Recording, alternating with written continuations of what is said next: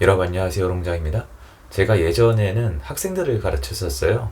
제가 굉장히 좋아하던 일이고 사실 지금도 하고 싶어요. 학생들과 얘기하면서 미래를 준비하면서 한 인생에 영향을 줄 수 있다는 거. 그래서 제가 좋아하는 분들 중에 강사님들이 좀 상당히 많이 포진되어 있습니다. 설 연휴였잖아요. 그러면 예전 제자, 그러니까 이제는 뭐 형 동생인데 연락이 와요. 너무 고맙게도 어떻게 지냈는지 물어보고. 근데 최근에 아무래도 이 친구들 집안이나 주변 환경이나 본인조차도 경제적으로 굉장히 좀 내리막길, 스스로 말고 주변이 그런 분위기여서 선생님 요즘도 기회가 있습니까? 이렇게 질문을 해서 답변이 요 친구가 이제 굉장히 도움이 많이 됐다고 얘기했거든요. 그것 좀 공유를 해보고자 영상을 만들기로 했습니다. 일단 제가 어떤 스타일이냐면은 이거 중요한 내용이거든요. 예전에 공부하기 싫잖아요. 다들 공부하기, 왜냐면 애들을 10명을 갖다 놓으면은 기본적으로 일단 기본 세팅 값이 한 6명 가까이, 한 6명 정도는 공부를 안 해요. 원래 안 합니다. 이거 다 설명드릴 수 있어요. 왜 하기 싫으냐? 내가 하기 싫으니까. 그러니까 공부는 이 국영수, 중간고사, 기말고사는 내가 선택한 게 아니잖아요. 처음부터 내가 하기 싫은데 하라고 시키는 거니까 하기 싫은 게 원래 맞아요. 그리고 한 10명 중에 2명은 이미 공부를 하기로 결정을 한 거예요. 좋아하진 않아요. 그냥 공부를 하기로 결정을 한 거고, 한 2명 정도는 좀 아리까리해요. 근데 이게 솔직히 말씀드려서 약간 오해 소지가 있는데 지역별로 비율이 좀 달라요. 아무래도 여러분 뭐 한남동이나 강남이나 이런 데 가면은 좀 공부하기로 결정한 친구들이 좀 더 많죠. 공부하기로 한 애들이 몰리는 곳이 학군지니까요. 아무튼 이거 원래 그런 거고요. 그럼 6명에서 8명의 친구들이 나한테 물어봐요. 이거 왜 해야 되냐고. 국영수 어디다 쓰냐고. 사회 나가면 수학하냐고. 계산기 쓰면 되는 거 아니냐고. 이 친구들도 다 듣는 귀가 있단 말입니다.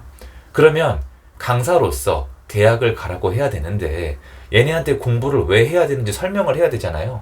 그럼 저 어떻게 설명을 했었냐면, 인간은 원래 적자 생존이다. 적응을 못하면 죽는다.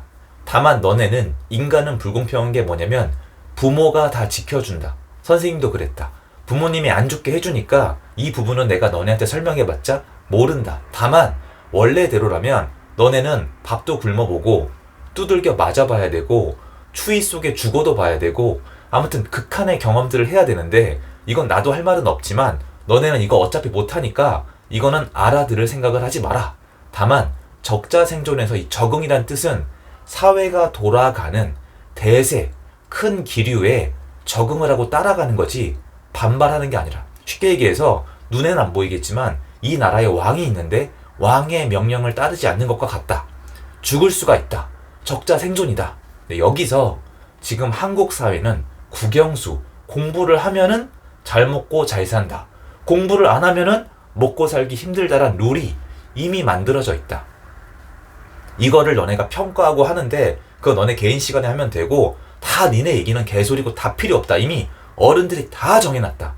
농구도 아니고 축구도 아니고 국영수를 기반으로 중간고사, 기말고사, 수능으로 결정하기로 이미 다 합의돼 있으니까 닥치고 공부를 할지 말지만 결정해라. 공부를 하면은 잘 먹고 잘 살 것이고 공부를 안 하면은 힘들게 살 것이다. 그리고 힘들게 살다가 부모님이 돌아가신 이유까지 그렇게 되면은 넌 아까 내가 얘기한 극한의 경험을 하게 될 것이다. 하지만 얼굴에 지금 주먹을 맞지 않고서는 아무도 모르는 거기 때문에 내가 얘기해봤자 너는 알아듣지 못하는 게 지극히 정상이다. 이런 설명을 주로 했거든요. 지금 세상이 어떻게 돌아가고 있는지를 알려주는 게 전 좋았어요. 그래서 지금까지 연락을 주는 친구들이 있는 거거든요. 지금 경제적으로 젊은 친구들에게 기회가 있냐? 당연히 있죠. 당연히 있죠. 왜냐면 그 친구들은 나랑 달라요. 젊잖아요. 10년, 20년을 뭔가에 베팅해 볼 수가 있잖아요. 그래서 저는 이 얘기를 많이 해줘요. 너네가 대학을 가서, 직장에 가서 한 10년, 20년 다니다 보면은 이러다가 내 인생 끝이야? 이런 시점이 올 거고, 그런 시점이 오면 어른들이 그 얘기 자꾸 해줘요. 늦은 건 없다. 지금부터 하면 된다. 난 그거 안 믿어요. 그땐 이미 늦은 거예요.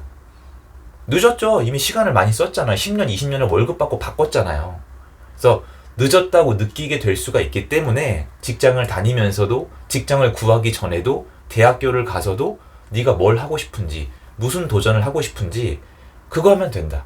대학교는 작은 사회의 축소판이잖아요. 뭔가 도전을 해보고 찾아보고 어울려보고 대인관계를 만들어가면서 실수를 해도 죽지 않는 곳이 대학이고 사회에선 잘못하면 바로 죽는 거잖아요. 그러니까 대학 가서 이런 고민을 많이 하라고 알려줘요. 근데 지금 젊은 친구들을 제가 대화를 해보면은 이게 문제예요. 유튜브를 보면요. 이거 반박 못할 거예요. 유튜브에 누가 망했다, 안 된다, 뭐 이번 생은 끝났다 이렇게 부정적인 내용은 조회수가 10만, 20만, 100만, 200만이 나오고요. 이거 도전해봐라. 예를 들어 요새 창업하세요. 요새 프랜차이즈 창업하세요. 요새 뭐 파리바게뜨 한번 해보세요. 지금 부동산 갭 투자 해보세요. 뭐 주식 테마주 한번 들어가 보세요. 상따하세요. 이러면은 사람들이 댓글에 이거 완전 거의 범죄자라고, 나쁜 놈이라고 이런 얘기를 해놓거든요.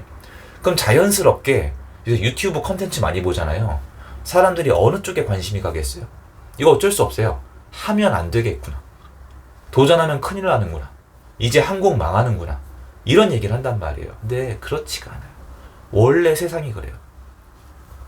인간은 남이 나보다 잘 되는 걸 싫어요. 이건 나쁜 게 아니에요. 자, 여러분들 지금 주변에 보면 친구들이랑 막 주변에 사람들 널려 있잖아요. 사람들 길거리에 많잖아요. 이 사람들은 조상 대대로 이기적인 유전자를 가지고 있어서 최대한 이기적으로 적응을 잘해서 자손을 낳은 사람들이에요. 여러분도 마찬가지예요. 선택받은 유전자예요. 그럼 얼마나 이기적이겠어요? 이기적이란 건 뭐냐면은 나는 살아남고 남은 좀 나보다 못하거나 죽어야 돼요. 여러분 영화 좋아하시잖아요. 영화, 드라마, 게임 공통점이 뭔지 아세요? 주인공은 죽으면 안 돼요. 악당은 죽어야 돼요. 내가 지지하는 사람, 나는 죽으면 안 돼요. 나는 생존해야 돼요. 그런데 뭔가를 죽이거나 이기면서 내가 뭔가를 얻어야 돼요. 이 게임은 인간의 본능을 기반으로 하고 있습니다. 그래서 유튜브 영상이나 댓글을 보면은 희망을 느낄 수가 없어요. 그래서 사회 구조를 들여다봐야 돼요. 사회 구조에서 지금 부자들이 어떤 생각을 가지고 과거부터 살아와서 기회를 잡았는가. 그래서 요번엔 저 이 얘기를 해줬어요. 내가 옛날에 대학 가는 얘기를 해준 것처럼 네가 지금 뭘 해야 되냐면은 수요와 공급을 봐야 된다. 부자는 무조건 공급자에 나와요. 무조건. 수요자가 아니에요. 예를 들어서 이거는 지금 자산시장에서는 반발이 많겠지만 주식 투자를 하거나 코인 투자를 하는 분들은 공급자라기보다는 약간 애매한데 어느 정도는 손님이에요. 수요자예요. 왜냐면 기관들이 있잖아요. 그러면 확률이 높지가 않다는 거예요. 장기적으로. 큰 수 게임. 지금 말고 장기적으로. 그럼 공급할 수 있는 게 뭐가 있어요? 자기 사업하거나 서비스 제공하거나 영상을 제작하거나 자영업에서 음식을 팔거나 아니면 뭐 부동산을 임대를 하거나 매매를 하거나 이런 것들이 있죠. 여기 시장을 자세히 들여다봐서 네가 원하는 근시일이나 장기적 미래에 공급자한테 기회가 올 것 같은 곳을 찾으면 돼요. 이거 되게 쉬운데 아무도 안 해요. 예를 들어서 저는 한 5년 이내에 부동산 공급자한테 기회가 올 거라고 봐요. 왜냐면 이게 제 영역이니까. 집 부족해요. 안 짓잖아요. 지금 여러분 제가 제 영상에서 앞으로 많이 말씀을 드릴 건데 서울의 아파트 공급 부족하고 난리잖아요. 서울의 아파트 공급 부족한 건 맞는데요. 그 뒤에 가려진 게 뭔지 아세요? 지금 빌라 공급이 폭망이에요. 완전 망했어요. 빌라 공급 필요해. 서울은 빌라가 되게 중요한 역할을 해요. 그래서 빌라 공급이 꼭 필요한데 지금 정부 정책이 어디까지 왔냐면 빌라 공급자들을 지금 몇 년 동안 계속 파산을 시키고 있어요. 이 사람들이 다시 못 들어와요. 그리고 원래 빌라업자들이 자녀분들한테 좀 이렇게 가업을 승계를 꽤 했는데 이거 이제 안 해요. 그럼 여기 사실 기회가 생길 가능성이 높아요. 그리고 전월세 공급이 어려워지잖아요. 전월세를 공급하는 사람이 기회를 가져갈 수도 있어요. 정부 정책에 따라 좀 달라지겠죠.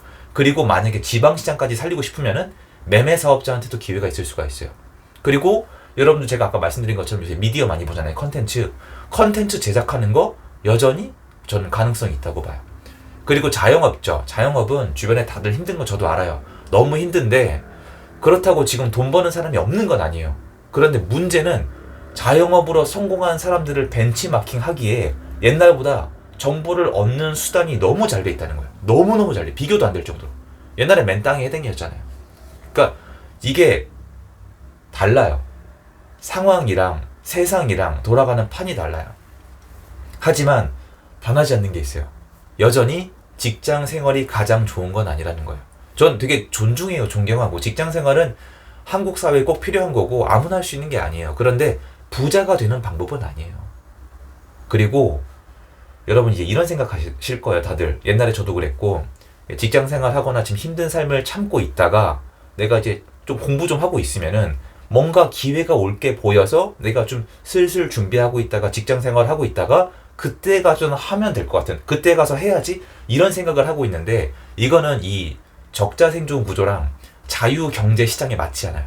여러분보다 훨씬 더 적극적이고 먼저 선점하고 있거나 조건이 좋은 분들이 많아요. 집에 돈이 많다거나 대출이 잘 나온다거나 아니면 이미 돈을 꽤 벌어놓거나 이미 그 업계에 있는 분들이 계실 거 아니에요. 못 이겨요. 그래서 기회를 만들고 싶으면은 남들이 안 할 때 먼저 들어가 있어야 돼요. 부동산은 지금 부동산 시장이 변하는 25년도가 이제 변화의 해요. 작은 변화가 아니에요. 25년도는 아예 기류가 바뀌는 해예요. 26, 27로 갈수록 더하고 먼저 시작될 수도 있고요. 그래서 저는 제가 아는 사람, 가까운 사람, 아끼는 사람한테조차도 얘기를 해요. 지금부터 하는 게 맞다. 월급 생활 해보는 거 필요하다. 돈 모아봐야 된다. 좋은 거다. 아무나 하는 거 아니다. 다 얘기를 해주는데 어른들은 그 얘기 안 해줘요. 이 친구가 직장 생활 하다가 직장 생활 한 10년 해요. 10년, 15년 이때가 많거든요. 제일 많아요. 10년, 15년 했는데 이게 아닌 거야. 내 인생이. 야, 그때 가서 얘가 나이가 몇인데요? 그렇잖아요. 그건 어떻게 하실 건데요? 모든 가능성을 열어놓고 미리 얘기해주고 얘가 그 10년이란 직장 생활을 하는 동안에 그 생각이 날 수도 있잖아요. 아, 그때 그 선생이 그런 얘기 했었는데 이게 그건가? 알아볼 거 아니에요. 무조건 직장 생활해라. 무조건 버텨라. 지금은 사업하는 거 아니다. 지금은 투자하는 거 아니다. 이게 지금 사람들한테 인기를 얻는 컨텐츠들인데 물론 저도 그 얘기해서 조회수 많이 나오면 좋겠죠. 근데 저는 이 자리에 있는 이유가 제가 인생을 바꾼 이유가 그게 아니에요. 여러분 입맛에 맞는 얘기만 해서 이 자리에 있는 게 아니에요. 제가 실행을 해서 이 자리에 있기 때문에 그럴 수는 없거든요. 그래서 젊은 분들, 젊은 친구들 신사답게 행동하라는 얘기 막 그런 얘기 많잖아요. 근데 이제 그게 약간 좀 깡패 같은 기질도 있어야 돼요.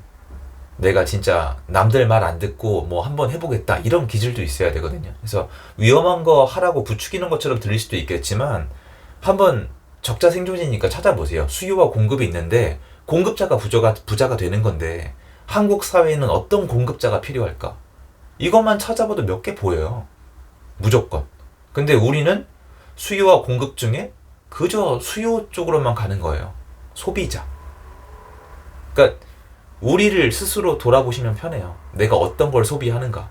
삼성, 뭐 애플, LG, 현대차, 기아차, 맛집, 후기 많은 곳, 핫플레이스. 그 공급자들이에요. 그들이 부자거든요. 그 범위를 좀 넓혀보세요. 그거와 비슷한 게 뭐가 있나. 내가 거기 끼어 들어갈 수 있는 게 뭐가 있나. 그 중에서 좀 제일 좋은 게 필수재 시장이죠. 그래서 이런 것들을 좀 많이 얘기해 줬는데 정말 도움 많이 됐다고 하더라고요. 그래서 미래를 응원하죠. 여러분께 좀 도움이 될까 싶어서 한번 영상으로 만들어 봤습니다. 좋은 하루 되시고요. 감사합니다.